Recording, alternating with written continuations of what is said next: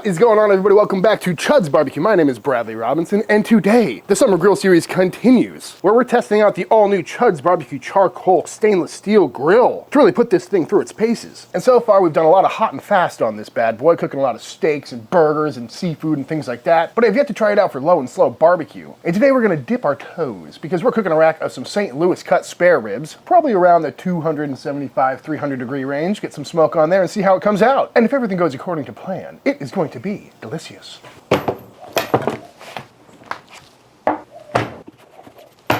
These are some ribs. Pat them dry. Oh, there it is. And what I got here is a rack of some St. Louis cut spare ribs. Picked these up at the grocery store, nothing fancy here. And you could get a full spare and trim it down, but you know what? It's the grill series. We're trying to keep things easy. And these are looking pretty good. Not really much we have to do, but look at the amount of fat in there. These are like Wagyu or something. Crazy. First of all, there's this thing on there, piece of bone or something. Get rid of that. And next thing we're gonna do is take this big piece of meat off the back, which we always like to do because otherwise it's gonna cook up and bunch up like that and be all burned and weird, and all this fat will make things a little slippery. So simply enough, we're just gonna zip that off. Probably throw that on and grill it up for a little midway snack. Other than that, got a tiny little bone back here that's not looking too good. It's pretty sharp, so we'll go ahead and zip that off. Square up this rack a little bit. I'm gonna leave the membrane on as I typically do. I don't think it's gonna be much of an issue, but of course, if you don't like it or your cooker doesn't render it down very well, you can take that off. Also gonna zip off this tiny little bone. And now we're just gonna kind of round off this thin corner because that just looks a little bit weird. Beautiful. Even on these pre-trimmed racks, there's always still a little bit of trimming to do. But all in all, good looking rack of ribs. Let's get this thing seasoned up. On second thought, I'm doing a once over, and there's still a big piece of cartilage right there, which will make cutting these bones down a little bit difficult, which is odd. I don't see that very often. But I'm gonna try and zip that out as well. Yeah, it's like not even breakable. Crazy, big old bone. That's looking a little bit better. Still got some cartilage in there. And of course, the rain is now pouring on the back of my legs. Welcome to summertime in Texas, folks. Beautiful day. This is great. Table's getting all wet. And for seasoning today, I'm going on with my all-new Chuds BBQ Secret Salt. This is my addition to the world of seasoned salts, but it's tuned to my palate, and it's made with Diamond Crystal Kosher salt, which is kind of my main problem with a lot of the Lowry's and other things out there, is that it's really fine particle. And I'm not as good as eyeballing the amount of salt I need with that stuff. So we're gonna go on with some of this on sale now, as well as some 16 mesh black pepper, both sold at chudsbbq.com. So starting on the back side, I'm just gonna give a nice healthy layer of some of this stuff, add some really good flavor, and of course some saltiness. No need for a binder because this rack of ribs just got covered in rain. And also that's why I go in with the salt first, because it'll draw some moisture out of the meat and help the pepper stick. Just a nice even layer, folks. And now some 16 mesh black pepper. Beautiful. Flip it over. And same thing on the top side. And I'm gonna try and get the sides, although it's really not as important on ribs because they're gonna plump up a lot. But we're just doing some classic ribs today, no fancy techniques or anything like that. So you can do whatever you wanna do. Salt and pepper, seasoned salt and pepper, any rub would be great. You know the drill, folks. We're just cooking some ribs here. Beautiful, and that is looking pretty much perfect to me. Let's go ahead and fire up the pit.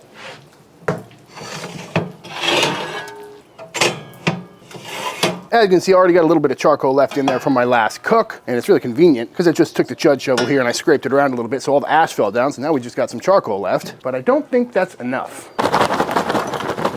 That should do it. We can always add more. And on the pit we go. Let's see if this thing fits. Oh yeah, plenty of room there. That's convenient. You can even plump them up a little bit, make sure they're nice and fatty and thick. And I'm keeping them on this top rack instead of having this slid over here and just putting them on this one, because that way I have just complete access to my charcoal pile. But of course, if I was cooking more than one rack, I could always get the charcoal access through the door here. But like I said, I'm doing a pretty traditional rib cook today, probably around the 250, 300 degree area. Not too scared to go too hot and fast on these, but I'm gonna put this piece of post oak that I chopped down from my wood pile and nestle that right on in. It's another thing about having the grate open. I could put an even bigger piece of wood in there if I wanted to. We're gonna shut it down and see what kind of temps it gets up to and let that smoke start a building. Keeping this one closed, gonna open this one all the way at first, that way the smoke kind of comes up and goes over and out like an offset. And to start out, I'm gonna open this vent all the way as well for some good airflow. All right, we're about 20, 30 minutes in, and it took a while for this thing to stabilize temp, but it is holding right at about 275, which is really convenient because that was a pretty random amount of charcoal that I just eyeballed. But over here, we're sitting at 300, and again, we're at 275 over here. I've got the vent on this side closed, again, to promote airflow. And as you can see, we've got some really nice, clean, thin blue smoke. So everything seems to be working out perfectly. But I will say it did take about 20 minutes for it to get above 200 degrees, and I was very close to dumping in some more charcoal. But then I remembered how thick those grates are, and that's something I'm definitely not used to, because usually I'm cooking on expanded metal on all my other cookers. But because I got 2 1/4-inch plates in there, that's a lot of thermal mass that needs to heat up. But once it's heated up, I think it's really going to help regulate temperatures inside that grill, which makes me think I should probably put some thick grates in the offset here to keep temps a little more even, but that would be really expensive. And we'll see today if that plate takes on too much heat and browns the bottom too quickly, but again, it's learning a new grill, folks. It's always kind of fun. And I'm all ears for what you want to see me do on the Summer Grill Series this year, you know? I could do more complex recipes like my sandwich deep dives and sausage making and things like that. Or like this video, I could go back to basics and see how it cooks ribs, beef ribs, brisket, that sort of thing. But I've covered the basics of barbecue a lot on this channel, and I don't want to bore you guys. So please let me know down below what you'd like to see me cook on this thing. But so far, it's working out really well. It definitely has that smoldering wood smell as opposed to the burning wood smell you get on an offset. But that's pretty hard to avoid on a charcoal grill. You know, when I'm cooking on the Weber kettle, it smells the same way. And it does taste good, just not nearly as good as a full combusting fire. But I don't think I'm going to be smoking the entire time. Probably when this log dies out, we'll just go for some clean heat after that. But we'll check back in on this in a couple hours. But first, we'll take a look right now. But yeah, that's the amount of coal I got in there. Big piece of wood, starting to sweat this meat a little bit. And everything seems to be going according to plan. So it's been about an hour since I've seen you last. We're still smoking away in here, but we did just drop down to about 250, meaning it's time to add some more charcoal. And again, there's really not much in there, but it's holding temp pretty well. And today I'm kind of cooking this like an offset where it runs out of fuel, I'll add some more. But I definitely want to do some experimenting, try the snake method or the minion method or something like that. And we're already in talks about building a little baffle to go in here, kind of like the slow and sear or something like that. But this Fogo Charcoal works pretty well for this method because you got some bigger chunks in there. And we're just going to let this come up to temp and keep smoldering away. That should probably be enough to get us through another few hours. And you could just shut it down and let it catch naturally, but if you're in a hurry and you want to make sure, you can always just hit it with a little bit of air. Not enough to send too much ash flying, but enough to just speed up the catching process. Beautiful. Shut it down and just keep it rocking. All right, y'all, we're a little over 2 hours into this cook, and I just realized an error that I made. And because I put the ribs on the top rack and slid it over, I didn't line them up properly, so there's no smoke coming from the underside. I did just scoot it over because it was like that instead of like that. So that's something I didn't think about. So let's see what this underside is looking like. Yeah, not much cooking going on there. So I'm gonna go ahead and flip this over, which will also aim the other side of the ribs toward the fire. Definitely something to keep in mind, because I was basically just sitting on a steel plate the whole time. But that's why we were testing this thing out. I did just load up some more charcoal in there, as you can see on the right side, and I'm gonna throw another little chunk of wood in there as well. So I'm gonna shut it down, get some smoke on this membrane side, hopefully crisp that membrane up a little bit, and we'll check back in probably an hour. All right, we're about 4.5 hours into this cook, and these things are looking really good. I flipped them back over about 30 minutes ago, mostly because they were pooling up with juice due to the curvature of the bones, which I poured directly in the fire because it smelled really good. And these are starting to feel really good, rocking right in the 180s, 190s. So I think it's about time to wrap these up. Going with the classic foil wrap today. That's what the underside is looking like. Pretty good color on there. Got pretty dark too, which often happens when you're cooking on a really tiny pit like that. But they do look a bit darker on camera, but pretty nice red dark hue to that. Happy with it, but we're gonna hit it with some barbecue sauce, and today we're going with some Leroy & Lewis Beet Barbecue Sauce, which is actually on sale now at chudsbbq.com. And this is my favorite sauce that I've ever had. It's got the perfect balance of salty and acidic, and all the flavors are balanced really well. Really like this stuff. Good amount of black pepper in there too. And at the time of shooting this video, we've got, I think, 25 left, so if we're sold out, stay tuned because more is on its way. Just making some classic barbecue ribs today, folks. Just gonna kind of pat that in, smear it around. Oh, it smells so good. And if you don't like beets, don't worry, it's not a very predominant flavor. Mostly just there for color and a little bit of that background kind of sweet earthiness, but I'm sure you're gonna love it. Good bone pull back on there. That's a good thing about cooking these pretty hot and fast. And I was right around 275, 300 for most of that cook, but I think on a smaller cooker, it still translates to a little hotter than if I did the same temp on an offset. Hit the underside with some sauce as well. And everything is smelling so good. Not too much. So now we're gonna go ahead and get these all wrapped up. Meat side down. Beautiful. Back on the pit this goes. Just to get up another 10 degrees or so, let that sauce kind of melt in, and any fat that renders out will just create a beautiful sauce in the bottom of this foil. And it shouldn't take much longer. And we're still rocking a steady 300 degrees, which is very easy to do on this grill, which makes me happy. It means we've got a lot of potential for some low and slow barbecue.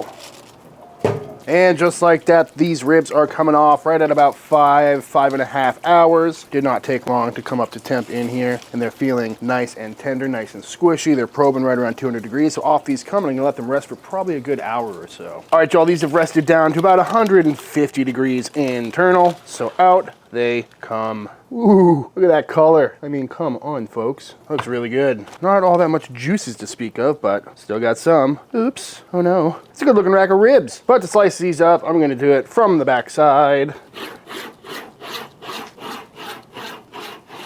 Beautiful, slicing up like a dream. Feeling tender, smelling good, good bone pullback, happy with the color. And it was really quite a pleasant cook. Really low maintenance. And the best part is, didn't have to burn through a whole bunch of wood. Definitely didn't use as much charcoal as we would have if we did this on the Chud box. And that is a rib that I'd be pretty happy about. A little smoke ring on there too. All right, moment of truth. Let's see how it tastes. Yep, I mean, perfect bite through, clean to the bone, nice and tender. That beef barbecue sauce just brings me back, you know? I've been out of the beef barbecue sauce for a while. And even though I live really close to the new Leroy & Lewis brick and mortar, I just still haven't picked one up.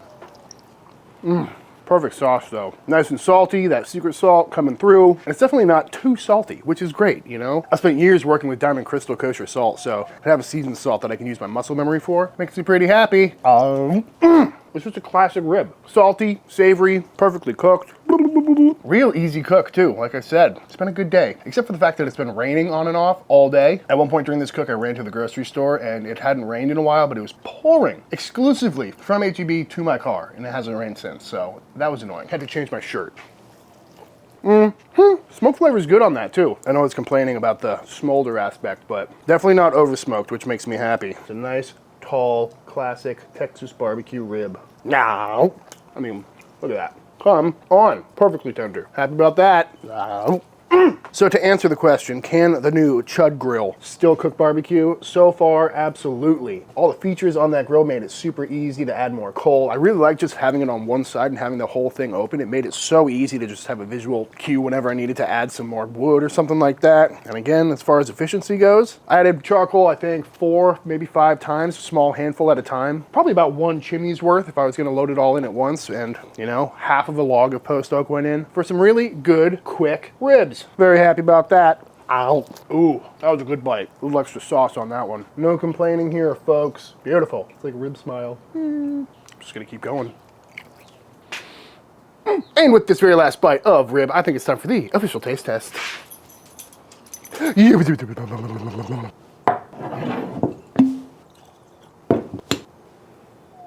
Oh, that is so good. All right, y'all, and that is it. That is to make some absolutely fantastic, smoky, Texas-style barbecue ribs on my new grill. And if you want to make this exact recipe, you could go to my website and pick up the rub, the sauce, and the grill, but of course you don't have to use this grill to make this recipe. It would work just as well on a Weber or a PK or whatever you've got. But it is always fun to go back to the basics and just turn out a classic rack of ribs. But all that being said, if you enjoyed this video, let me know by hitting that subscribe button. Let YouTube know by dropping a like on this video. If you give this recipe a try for yourself, be sure to tag me on Instagram at Chuds BBQ. I'd love to see what y'all are cooking. Big shout out to all the Patreon members. Thank you for supporting Team Chud and allowing me to keep making all these videos. And until the next time I see you, please go cook something outside. Peace.